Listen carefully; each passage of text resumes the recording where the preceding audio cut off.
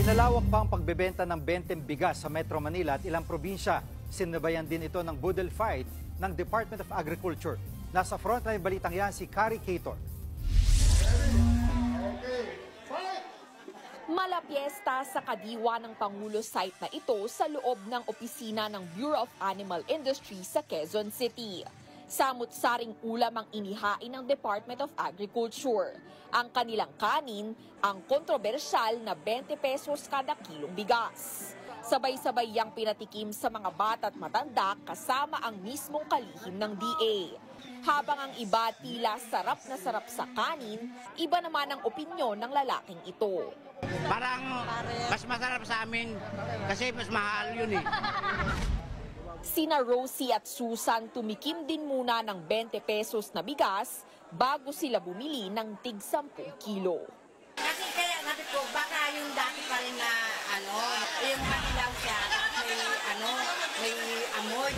Nagpa-budel fight ang DA para matikman mismo ng ating mga kapatid kung ano nga ba ang lasa ng 20 pesos na bigas. Kaya ngayon, tayo naman mismo ang magdadry. Kung makikita nyo may paula pa sila. So ito, itry na natin.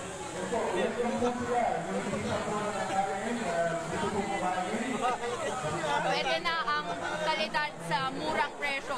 Lalo na may mga sinabay na ulam, so mas na-appreciate natin yung lasa. Hindi naman kaya nadala lang ang lasa ng kanin ng masasarap na ulam? Sa totoo, ayaw ko sana magsagay ng ulam pero nakakahiya naman sa ating mga bisita, ng mga consumer natin. Gusto namin pakita sa tao na okay ang NFA rice, sila mismo makatikim at hindi na ako magsasabi kung maganda ba o hindi.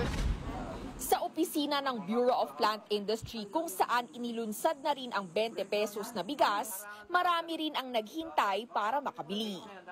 Kaya kahit ganong kasarap yung ulam mo, hindi maganda yung bigas mo, useless yun.